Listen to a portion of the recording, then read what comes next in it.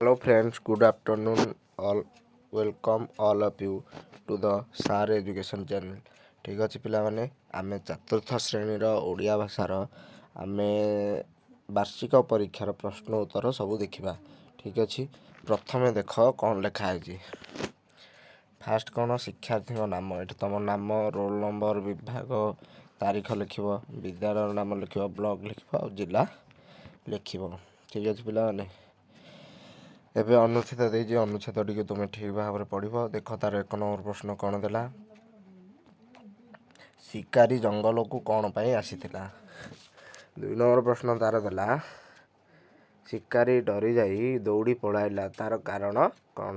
3 number ପ୍ରଶ୍ନ ଦେଇଛି, ରେଖାଙ୍କିତ ପଦଟି କାହା ପାଇଁ ବ୍ୟବହାର ହୋଇଛି। ହରିଣକୁ ଶିକାର କରିବା ପାଇଁ ସେ ଗଛ ଉହାଡ଼ରେ ଲୁଚି ରହିଲା। ରେଖାଙ୍କିତ ପଦଟା କେଉଁଟା ଦେଇଛି, ଆମର ଶିକାରଟା ଦେଇଛି, ସେଟା ଦେଇଛି, ସେଟା ରେଖାଙ୍କିତ ପଦ ଦେଇଛି। ଏଟା କାହା ପାଇଁ ବ୍ୟବହାର ହେଇଛି ତମେ ଲେଖିବ। ଠିକ୍ ଅଛି ପିଲାମାନେ, ଏବେ ଆମେ ନେକ୍ସଟ ପେଜକୁ ଯିବା।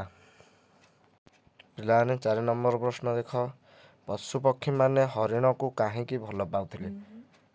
ଠିକ୍ ଅଛି ପିଲାମାନେ, 5 ନମ୍ବର ପ୍ରଶ୍ନ ଆମର ଦେଇଛି, ଅନୁଚ୍ଛେଦର ଅରଣ୍ୟର ଏକ ପ୍ରତିଶବ୍ଦ। ଅରଣ୍ୟର ପ୍ରତିଶବ୍ଦ ବନ ହୋଇପାରିବ, ବଣ ହୋଇପାରିବ, ତମେ ଲେଖିବ।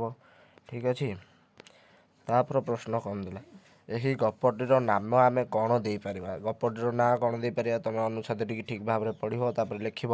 7ମ ପ୍ରଶ୍ନ ଦେଇଛି, ଉପଯୁକ୍ତ ବିରାମ ଚିହ୍ନ ଦେଇ ବାକ୍ୟଟିକୁ ଆଉ ଥରେ ଲେଖ। ପଶୁପକ୍ଷୀମାନେ ହରିଣକୁ ଖୁବ୍ ଭଲ ପାଉଥିଲେ, ଏଟା ପୂର୍ଣ୍ଣଚ୍ଛେଦ ଲାଷ୍ଟକୁ ଖାଲି ରହିବ। ଠିକ୍ ଅଛି ପିଲାମାନେ, ତାପରେ ଆଉ ଗୋଟେ ଗୀତ ତମର ଦେଇଛି, ସେଇଟା ଗୋଟେ ଅନୁଚ୍ଛେଦ ଭଳିଆ। ତାପରେ 8 ନମ୍ବର ପ୍ରଶ୍ନ ଦେଇଛି, ଦେଖ।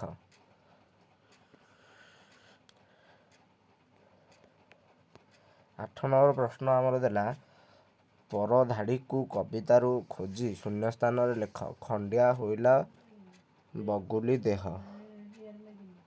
ଠିକ୍ ଅଛି ପିଲାମାନେ, ତାପରେ ଧାଡ଼ିଟା କ'ଣ ଅଛି ଦେଖ। ଖଣ୍ଡିଆ ହୋଇଲା ବଗୁଲି ଦେହ, ବଗୁଲି କାନ୍ଦିଲା ଗଡ଼ାଇ ଲୁହ। ଠିକ୍ ଅଛି, ଏବେ 9 ନମ୍ବର ପ୍ରଶ୍ନକୁ ଯିବା। ପିଲା 9 ନମ୍ବର ପ୍ରଶ୍ନ ଦେଖ, ଆକାଶର ପ୍ରତିଶବ୍ଦ ଆକାଶ ବନ୍ଧନୀ ମଧ୍ୟରୁ ସମାନ ଅର୍ଥ ବୁଝାଉଥିବା ଶବ୍ଦକୁ ନେଇ ପାଖ କୋଠରୀରେ ଲେଖ। ଆକାଶ, ନର, ନୀଳ, ବ୍ୟାପକ, ଚୌଦିଗ, ତମେ ଖୋଜିକି ଲେଖିବ। ଖଣ୍ଡିଆର କଷ୍ଟ, କ୍ଷତ, ଖଣ୍ଡ, ଯନ୍ତ୍ରଣା, ଏଟା କ୍ଷତ ହୋଇପାରିବ। ଠିକ୍ ଅଛି ପିଲାମାନେ, ଏଟା କ'ଣ ହୋଇପାରିବ, କ୍ଷତ ହୋଇପାରିବ, ଖଣ୍ଡ ନୁହେଁ ପିଲାମାନେ, କ୍ଷତ ହେବ। ଠିକ୍ ଅଛି, ବଗୁଲି, ତାପରେ 10 ନମ୍ବର, କବିତା ପଢ଼ି ଅସଜଡ଼ା ବାକ୍ୟକୁ ଲେଖ। ବଗୁଲି ଔଷଧ, ଖୁସି ଖାଇଣ, ଏଟାର ତାପରେ ଏଟାକୁ ଠିକ୍ରେ ତୁମେ ସଜାଇକି ଲେଖିବ। 10 ନମ୍ବର ପ୍ରଶ୍ନଟା। 11 ନମ୍ବର ପ୍ରଶ୍ନ କ'ଣ ଦେଲା, ନିମ୍ନଲିଖିତ ଶବ୍ଦକୁ ବ୍ୟବହାର କରି ବାକ୍ୟ ଗଠନ କର। ଔଷଧ ଆଉ ପବନକୁ ଲଗେଇକି ତମେ 2ଟା ବାକ୍ୟ ଗଠନ କରିବ। ତାପରେ ପ୍ରଶ୍ନ, ରେଖାଙ୍କିତ ପଦଟିକୁ ବହୁ ବଚନରେ ପରିଣତ କରି ବାକ୍ୟଟିକୁ ଆଉ ଥରେ ଲେଖ। ବଗଟି ଆକାଶରେ ଉଡ଼ୁଛି, ଏଠି ବଗଟି, ଏଟାକୁ ଲେଖିକି ତମେ ବଗ ମାନେ ଆକାଶରେ ଉଡ଼ୁଛନ୍ତି। ଖଣ୍ଡିଆ ବେପାରୀ, ଖଣ୍ଡିଆ ହେବା ପରେ ବଗୁଲି କ'ଣ କଲା, 2ଟି ବାକ୍ୟରେ ଲେଖ। ଖଣ୍ଡିଆ ହେବା ପରେ ବଗୁଲି କ'ଣ କଲା, ତମେ 2ଟା ବାକ୍ୟରେ ଲେଖିବ।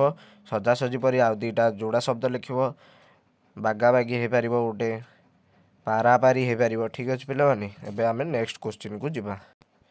15 ନମ୍ବର ପ୍ରଶ୍ନ କ'ଣ ଦେଇଛି, ଉପଯୁକ୍ତ ବିରାମ ଚିହ୍ନ ବ୍ୟବହାର କରି ଅନୁଚ୍ଛେଦ ଲେଖ। ତଳକୁ ଚାହିଁଲେ ଆଖି ପାଇବ ନାହିଁ, ଭାବିବ ବଣ୍ଡା ଗାଁ ଗୁଡ଼ାକ ଆକାଶରେ ଝୁଲୁଥାଏ କି, ତୀଖ ପାହାଡ଼ ଉପରକୁ ଉଠିବା ବାଟରେ 2 ପଟେ ଦେଖିବ ବଡ଼ ବଡ଼ ଶାଳ, ପିଆଶାଳ, ଶାଗୁଆନ, ଅର୍ଜୁନ, ସୁମରି, ଚନ୍ଦନ, କଇଁଆ, ଆମ୍ବ, ପଣସ, କଇଥ, ଏମିତି କେତେ ଜାତିର ଗଛ। ଏଠାରେ ତମେ ବିରାମ ଚିହ୍ନ ବ୍ୟବହାର କରିବ। ଠିକ୍ ଅଛି ପିଲାମାନେ, ତାପରେ ପ୍ରଶ୍ନ କ'ଣ ଦେଇଛି ଦେଖ ପିଲାମାନେ। 16 ନମ୍ବର, ସମ୍ପର୍କିତ ଶବ୍ଦକୁ ଯୋଡ଼ି ପାଖ କୋଠରୀରେ ଲେଖ।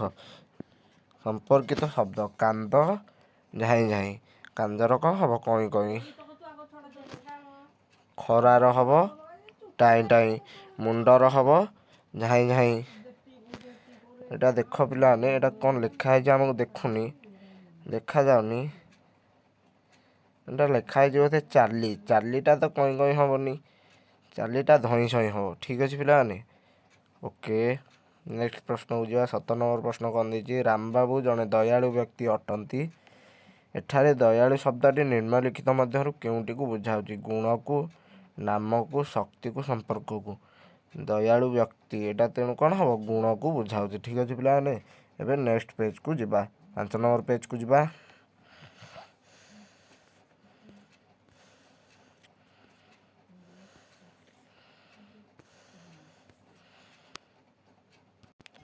देख पिलाने तुम 5 नंबर पेज रे 18 नंबरटा देइछि तले दिया जाइथिबा चित्र को 4टी वाक्य रे लेख चित्रटा तमे गाड़िया भितर पोखरी भितर पिलाटा गाधौछि हंस खेलुछि एटा 4टा शब्द रे तमे वाक्य रे लिखिबो। नेक्स्ट प्रश्न 19 नंबर योग्य शब्द पूर्व अ लगाइले तार विपरीत शब्द हुए अयोग्य सेहीपरि तल शब्द विपरीत शब्द गुड़िक लेख बाटर आमर कौन हो पार अबाट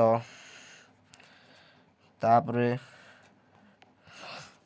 कौन देछि पिलाने राजीर अराजी ठीक अछि पिलाने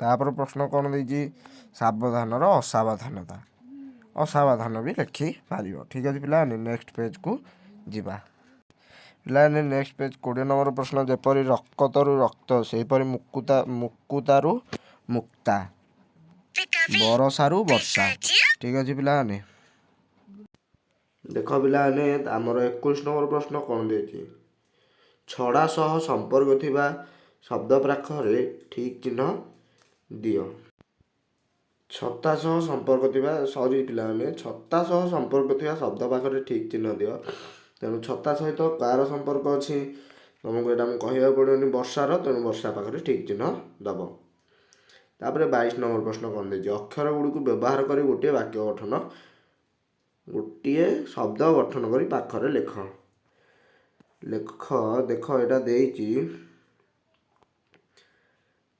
उ स्व ग आ र ग म एटा हे पारिबो करम एटा हे पारिबो ग